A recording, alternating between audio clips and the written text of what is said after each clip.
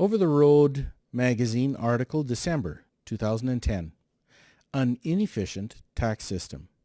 As another year comes to an end, operators coast to coast are evaluating their annual performance. This year has been especially rough on some, softer on others. Some will have to work through Christmas, others may have the freedom to take it off.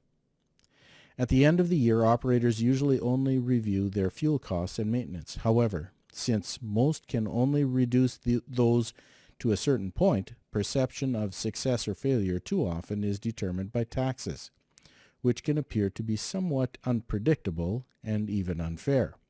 If an operator gets 7.5 miles to a gallon and another gets 5, the latter can justify the results by comparing average, weight, speed, destinations, light LTL versus Super Bs.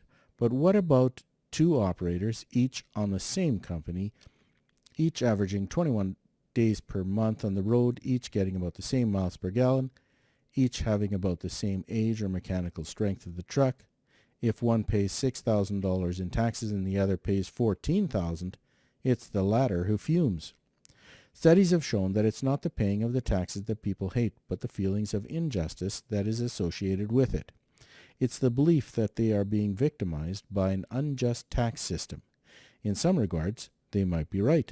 In 1994, the federal finance minister stated there are some industries that are not paying their fair share of taxes, and immediately reduced meal deductibility for truckers from 80% to 50%.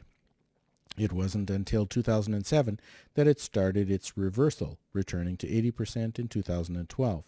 Compound that fact with the October 2006 issuing of Income Tax Bulletin IC 73-21R9, which requires all self-employed operators to keep meal receipts, and you have a most inefficient tax system in Canada. The tax system, though unjust, is unjust by combination of design and choice. Differing designs bring vastly different results, but ultimately it's your choice which design to use. 75 to 85% of all operators in Canada still use only one design, the self-employed. Unfortunately, it's one of the most unjust designs available. It is the cheapest to set up, but produces one of the highest amounts of taxable income. Since the publication of my book, I've been writing many articles about this conflict.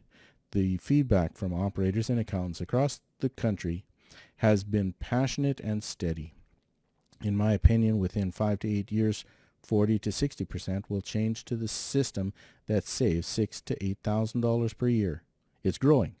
It's just a matter of time. Have a good trip.